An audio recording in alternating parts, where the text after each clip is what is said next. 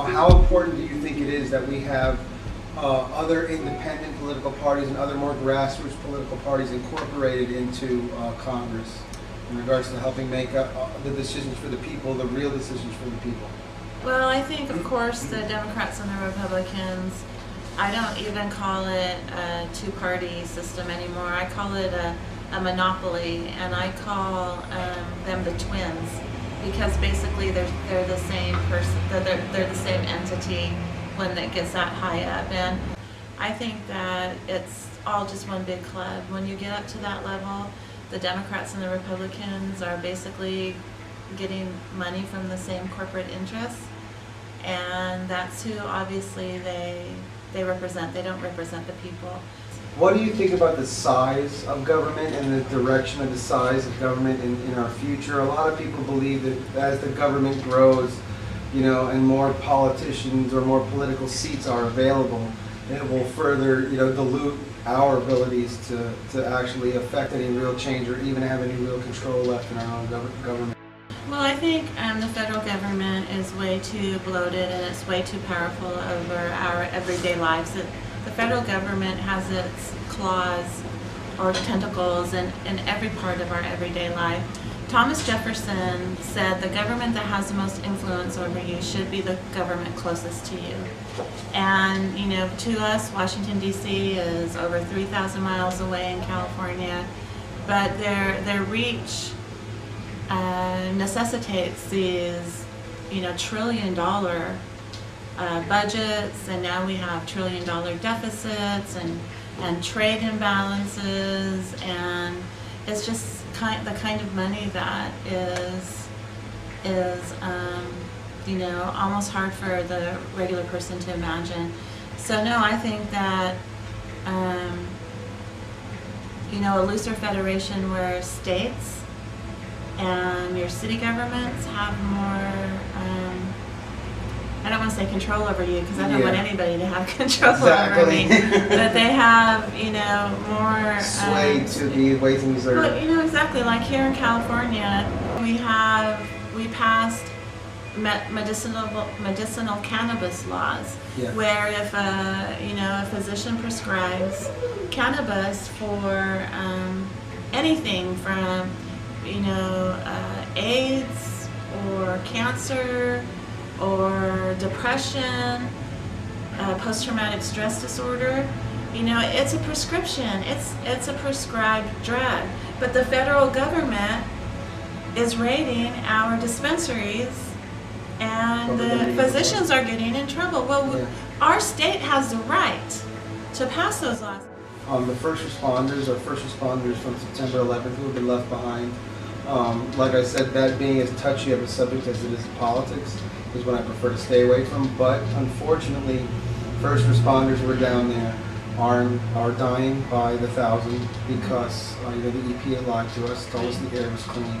Well, I think that again, it's unconscionable and immoral that our government has left those people behind and has not helped those people.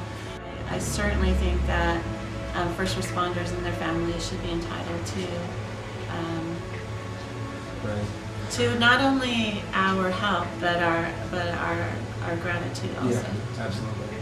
We need to unite around the fact that we, the people, are the sovereigns in this country, not our elected officials, not George Bush, not the president, but it's the people. And the president's only supposed to be the first of equals, not the dictator. And what Congress did last week, there was 263 Congress people who voted yes across party lines. They made themselves little dictators because they voted against the will of their constituents. I think these people need to be overthrown. And we can overthrow Nancy Pelosi, who is the queen of the corporatists, the queen of the imperialists, and the queen of the system. And it's not that hard, and it's not out of the realm of possibility that we can overthrow her on November 4th. It's the 9/11 truth. In New York, we recently got a ballot initiative done, which will allow us to put an independent investigation on the table. I, of course, have been calling for this for a long time. Yeah. For an independent investigation that actually has subpoena power where the people have to testify under oath, and does have some kind of punitive power also. So yes, of course, I would be supportive of, if we have to do it state by state, or I think would be better would be have a national Yeah. movement and investigation. Yeah. And it could happen. I mean, we did have one. No matter how flawed it was, and it was fundamentally flawed, but the only reason we had it was because the people forced Congress to have it. Yeah. Yeah. So it's. I think the step that we have to take is to expose how flawed that Yeah. initial one was. One of Nancy Pelosi's, she says, is her accomplishments in the first 2 years as Speaker of the House is that she implemented the 9/11 recommendations. And I'm like, big deal, from such a flawed investigation. Yeah. It's just a more empty rhetoric and empty promises and steps that really don't address the real issue. Yeah. Many people blame the Federal Reserve for the Great Depression in the 30s, and many people are blaming the Federal Reserve, rightly so, for what's happening today. Well, I think that there's with Presidential Directive 51 and the building of these Halliburton detention centers, supposedly for illegal immigrants, and taking away our right to habeas corpus, and all these, the Patriot Act, and the Homegrown Terrorism Act that has not passed yet, passed the House but didn't pass the Senate. I think that it could be the apparatus are in place to declare martial law very quickly. I mean, they could do it. They could do it, and They could just do it like that. 5 minutes from now. Absolutely. And they're absolutely ready to. Yeah, and that's these planes flying. Yeah. I don't want to be alarmist. I don't want to be a conspiracy theorist, but I think that we need to fear this government because they've shown that they're capable of anything. And I've never called for armed revolution, but I think that everybody has the right to protect their property and protect themselves.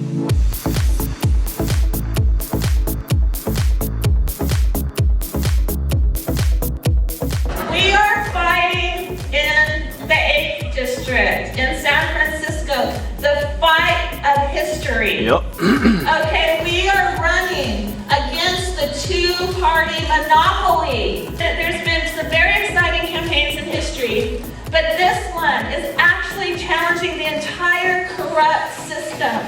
It's challenging militarism.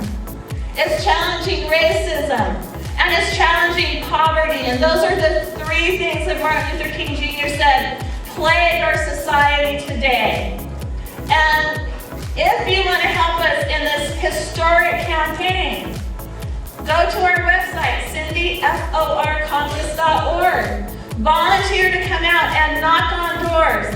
Volunteer to come out and phone bank. Volunteer to come out and change history, the course of this nation. This nation is on a disastrous trajectory.